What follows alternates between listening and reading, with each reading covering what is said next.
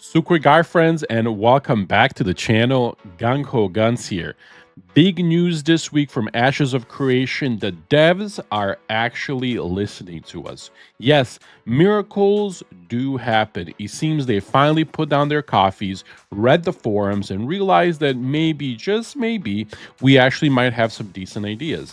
I am just kidding. You know I love the guys and gals at Intrepid. In today's video, I'm going to take you to the top 7 updates they've rolled out this week and last week that are really setting up Ashes of Creation to be that game of the future. Will you be playing Ashes of Creation when it comes out? Then consider joining our Mando community. We're gearing up to compete on all fronts and are looking for great people to join us. Discord info will be in the description below. One final plug here, I promise I'm grinding to 20k subs, and I'd really appreciate if you guys hit that subscribe button, but of course only if you enjoyed the video, so let's get into it. All right, thank you guys very much for being here. As I said earlier, the devs are actually listening to us. It's incredible to see they're making real adjustments to improve the experience of all players. And honestly, I love to see it. Now, let's not waste any more time. Let's just jump into the first update and break it all down for you. Let's go. Due to the massive outcry about starting areas and, let's be honest, some truly ridiculous griefing incidents, Ashes of Creations is introducing safe zones. That's right, safe zones. These safe zones will be opted in and will protect players at the starting areas all the way up to level 6, giving you a chance to learn the game without worrying about being turned into somebody's loot piñata. I love this change. Honestly, guys, I was really worried about starting areas turning into a full-on gang fest because players are assholes online, let's just be honest. And it just really takes away from somebody who's new to the game even enjoying the game if they're just getting killed right in the first couple of minutes of the game. This system is not perfect by any means, but this is a really fantastic start to making the game more welcoming to new players and everybody else around. Number 2, speaking of griefers and grave robbers, let's talk about the loot you drop when you would die.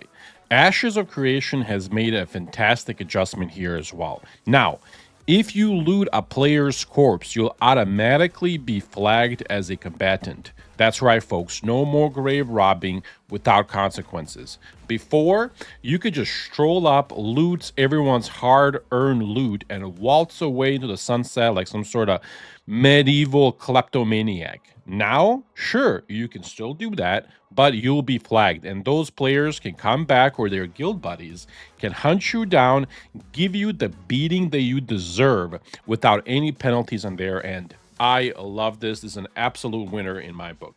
Number 3, the Blight. Continuing the crusade against griefers and just bad characters, if you will, Ashes of Creations has introduced a new system called Blight.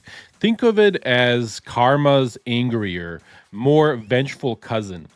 Blight is a new stat you accumulate by killing non-combatant players, meaning players that are not flagged and you're just being an asshole and killing them. The more Blight you have, the faster you will gain corruption, and trust me guys, that's not a good thing. This is yet another way Ashes of Creation is tackling griefing while leaning heavily into that risk versus reward philosophy. You want to be a menace to society? Fine, but be prepared to deal with the consequences when that Blight starts piling up. Oh, one last thing on this. Steven did mention in his podcast before that he was on, there will be religious quests later on that can help you actually cleanse your soul, if you will, or at least your Blight.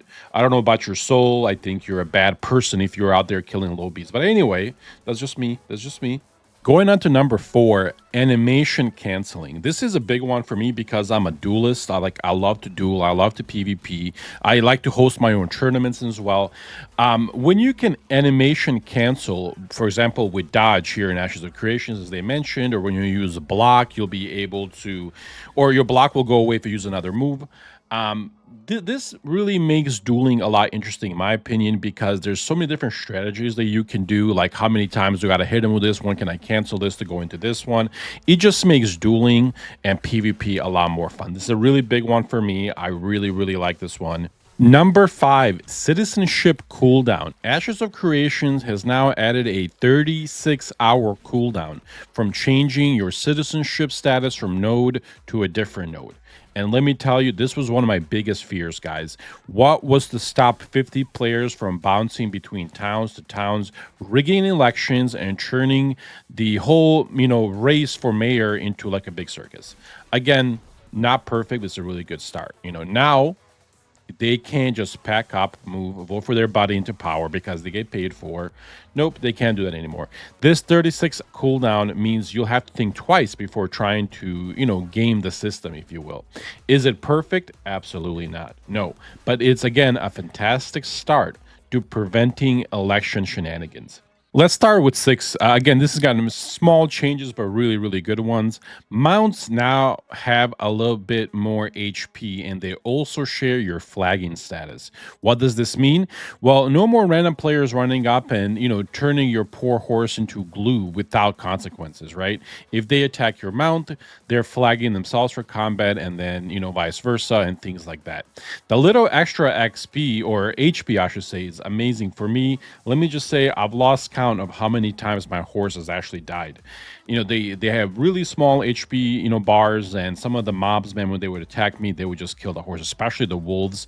It was just not pretty. This change is really good. Less time, reviving your mounts and etc., and just kind of makes it, a little bit more awesome, in my opinion.